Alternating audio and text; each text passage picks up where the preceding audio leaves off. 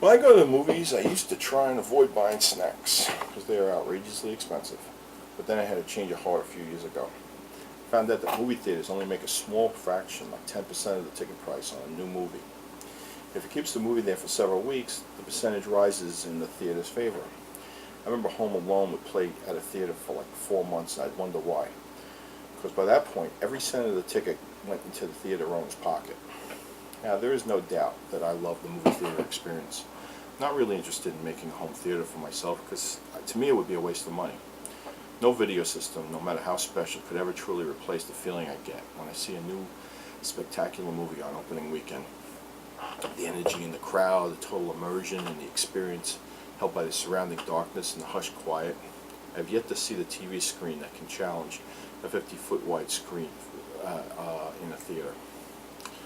Well, since I love the theater and its experience and want to keep as many open near me as possible, doesn't it make sense to support them? When I was younger and poor, I'd sneak food in and drink, or just not eat at all. But to me, part of the fun and anticipation is the waiting online at the food concession. Modern theaters have TVs playing trailers and commercials for shows that I might be interested in. If it's a special night, the fellow patrons have a buzz about them. The food ads are surrounded by enticing lighting with primary colors whetting your appetite. Reminds me of going to McDonald's. But just once, I'd love to eat a Big Mac that looked as good as the one in the signage. As for which theater offers the best treats, Regal theaters are the most expensive in all aspects of the game. Their ticket prices are higher, they have less deals as far as matinees and such, and their food prices are expensive, even by concession standards. But they are well stocked. I think you can order 12 different types of fountain drinks, along with two different sizes of bottles of water. They have pretzel nuggets and regular sized pretzels, popcorn, nachos, hot dogs, and about 20 different types of candy. Many other theaters offer this kind of range, but few actually have them ready to sell. You ever go up looking for pretzel nuggets and they say, oh, they're still in the freezer. A Regal hot dog might be made with pig anus and cow vagina, but it's fresh anus and vagina. When I order a hot dog at another theater, in say Fresh Meadows, the wiener looks old and dry, like archaeologists could call it a fossil. My favorite theater for snacks is also my snobby theater. I feel like an elitist snob when I go there, but I enjoy it, so I don't care. The Film Forum on West Houston Street in Greenwich Village shows foreign films and reissues of old classics. The seats are uncomfortable, but I still feel fancy going there. And the food, oh, so good. Fresh popcorn with real butter, not the monkey sweat that Stephen King called it in the past. Fresh lemonade, several different types of coffee for people who enjoy that, and fresh bakery items, things like lemon poppy seed cake, which is tasty, and oatmeal raisin cookies. But my favorite is the apple sponge cake. My brother is always pushing the gun when it comes to getting to places on time, and the theater is no exception. He picks me up way late and has to speed into a city and find a spot. We hope there's no line to get in, then we have to wait online for snacks. We invariably get in our seats after the lights have dimmed, and sometimes when the movie has already started. Just once, I'd love to get there a little early and be able to find a seat in the center and enjoy my cake with a fork and some peace, like a gentleman. Instead, I'm forced to find a seat in the dark and cradle my food so I don't spill anything, eating my cake with fingers because I can't see the plate well enough to use a fork. I've heard of a theater on Long Island, out in God's country, exit 60-something, that has a huge concession stand filled with hamburgers, pizza, and the like.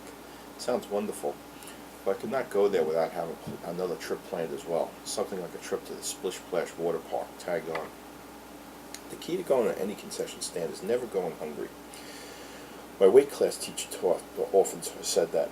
Never go to the supermarket hungry, or you'll buy the store out. Same goes for concessions. Too often I go right after work and skip a meal to make a show. It's a bad idea. Any money I might have saved on the matinee price, or even better, a free ticket, which regular Regal goers often get, will be spent big time at the snack counter.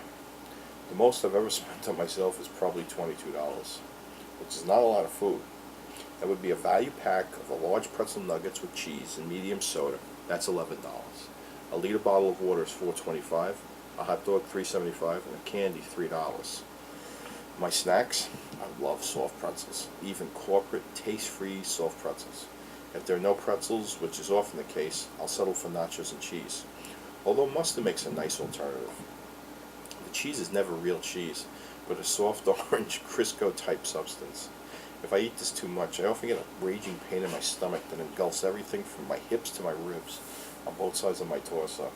I try not to eat this too much. As a last resort, I'll order popcorn, but I have to be really hungry. If I'm with others, they'll order popcorn and always let me share some of theirs. Almost all theaters have a Coca-Cola licensing agreement, so I order a cherry Coke. I don't really like regular Coke, and we'll drink that only if there's nothing else, and I'm really tired.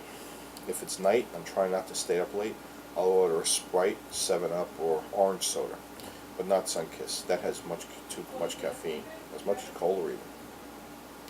National Amusements has a deal with Pepsi, so that's Nirvana.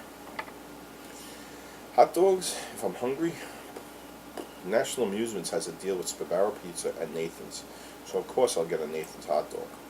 Sbarro Pizza to me is like Pizza Hut left in the sun. They also have cinnamon pretzels, but it has to be one of the worst concoctions ever conceived in this mall world. As for candy, peanut M&Ms, Milk Duds, I'll eat some of my wife's Junior Mints and Twizzlers, and I love Starburst, but they pull out my fillings. I used to love Juji fruits, but it's hard to tell a licorice from the green ones in the dark. The taste of licorice reminds me of the time I licked a yak's ass. Actually, I try to remember that yak's ass to replace the horrible feeling of having licorice in my mouth. Raisinets are another treat, but I have to eat these sparingly, because all those raisins will give me what they call in Germany, die Scheitzerei. For a candy I will sneak in, always a Cadbury bar if it's been frozen, fruit and nut or caramella. And when I'm being healthy, I'll buy a big bottle of Dasani water, because knowing that it comes from a leaky hose in the back of the Coca-Cola plant always makes me think healthy. Bon appetit from the Freditor.